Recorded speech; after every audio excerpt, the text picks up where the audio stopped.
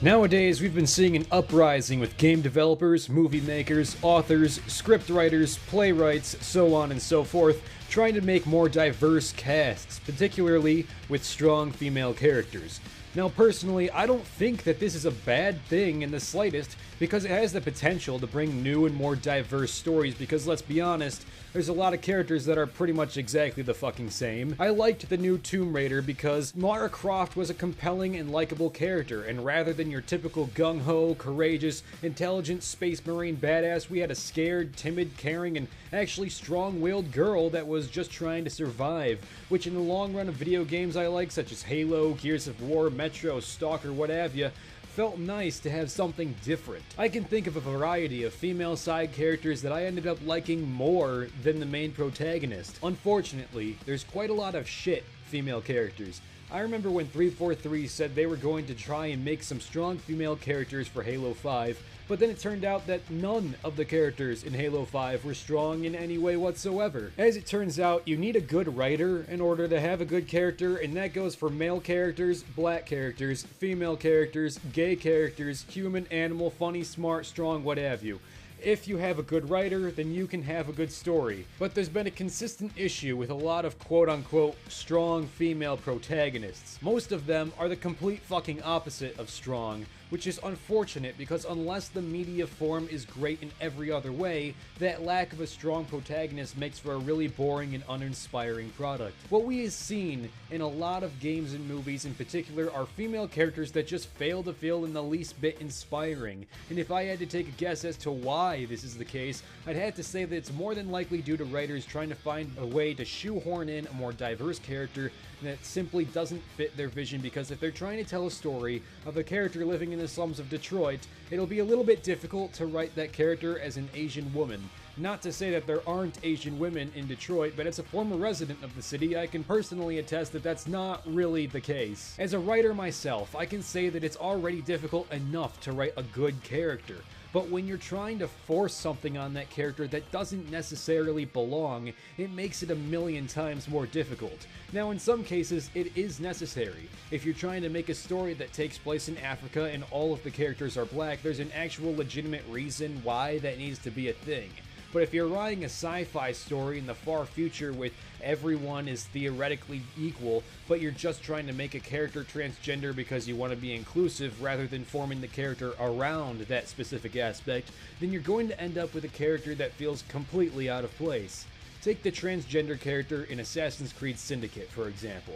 While the character wasn't necessarily bad, he wasn't what I'd call particularly compelling or likable in any way whatsoever. Not to mention, having a transgender character in this time period makes absolutely no fucking sense. Like, I get it that gender dysphoria, which is an actual mental illness that unfortunately we don't have the cure for right now, was a thing throughout history, but no matter how much I try to indulge myself in suspension of disbelief, I can't make this specific character in this specific scenario fit into this world at all. Now, if I go too deep into this, we'll literally go down a never-ending rabbit hole of bullshit, so we'll move on to the next point. To demonstrate the disconnect between female characters and audiences, we'll be looking at a few of my favorite female characters and a few of my least favorite female characters. First off, let's go to the series that I masturbate to on a semi-regular basis. Cortana is one of the best characters in the entire Halo franchise, and I'd argue that she's just as important, if not more so at certain points, than Master Chief is. Not only is her quirkiness and personality just generally likable, but she's literally so important to the game that if she didn't intervene in the first game, then Master Chief would have blindly nuked the universe and killed everyone and everything. Now, I know that some Halo fans are going to point out that she was pretty shitty in Halo 5, but I seriously challenge you to name a single aspect of Halo 5's story that wasn't shit. Fuck you, Brian Reed. Just fuck you. Now let's look at a female character that is just bad. Sarah Palmer. This is a character that made it very clear from literally the very first second that she opened her fucking mouth that she wasn't going to be a good character at all. I know 343 wanted to implement strong female characters into Halo, but if this is what they see as an even halfway compelling character in general, then that would actually explain pretty much everything they've done wrong so far. Palmer embodies everything wrong with today's attempts at strong female characters. In trying to drive home that she's strong and independent, she just comes off as an absolute cunt. First and foremost, she has some deep-rooted hatred for Dr. Halsey that hasn't been explained in Halo 4, Halo 4 Spartan Ops, Halo 5, Halo Spartan Assault, or any of the Halo books or comics. This is a character that's been around for 4 years, and 343 continuously pushes her to the forefront as if there's a single person on Earth that likes her in any way whatsoever. So not only does she hate a fan favorite character, not only does she mock the main character of the series, not only does she dismiss the main character's achievements, and not only does she have a superiority complex that's somehow more vast than that of my boss, but she's also just a genuinely vile person that treats literally every single character like shit. I think the only one that she doesn't outright hate is Lasky, and that's because he's her boss. Palmer is exactly what is wrong with strong female characters nowadays. I really don't know why, but a lot of feminist writers say, oh, I don't know, the worst writer in the history of anything ever seem to think that a strong woman is equivalent to being superior to everyone and everything. Now compare that to most male characters. Master Chief may be the icon of the Halo series and pretty much factually better than everybody, but he never acts like it. He shows his human side as the series goes on, projects his fears and morals, and in what I believe to be the strongest scene in the series, even goes out of his way to show him at his most helpless.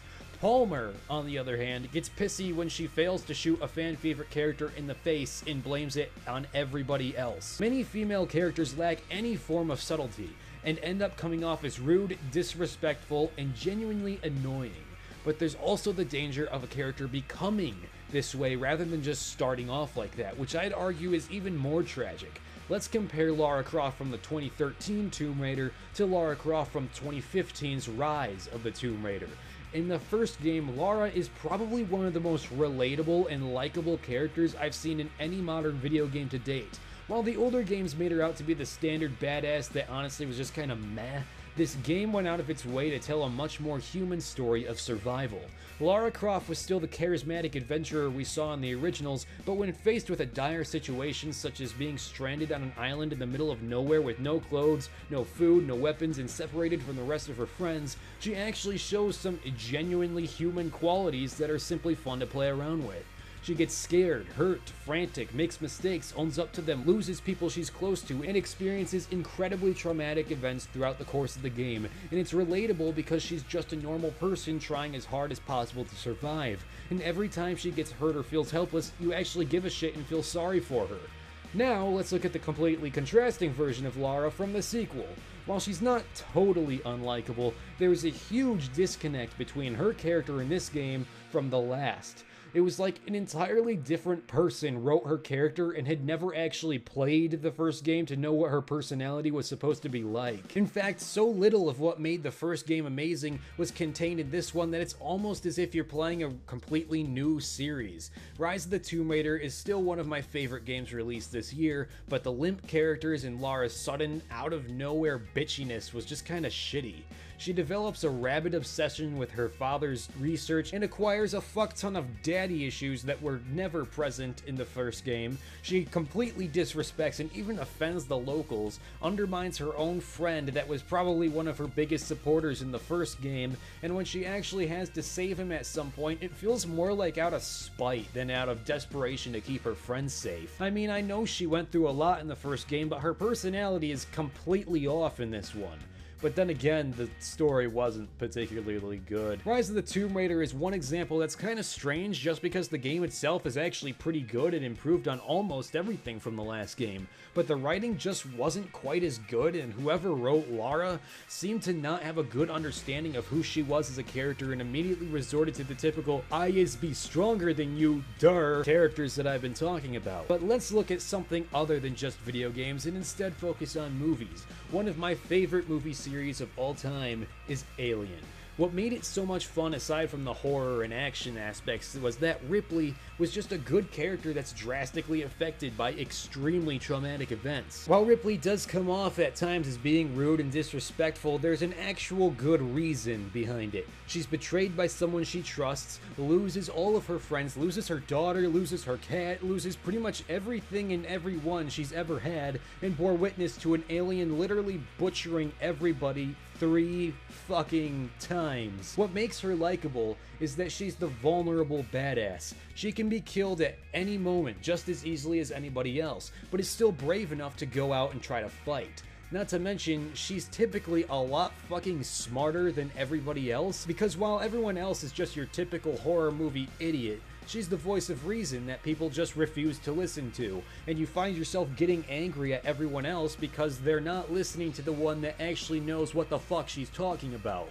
What really defines her as a character for me is her relationship with Newt in Aliens, where she becomes the mother figure to this little girl and goes out of her way to risk her life just to save this little girl, and even battles the alien queen in one of the coolest fights in action movie history in a desperate attempt to save Newt.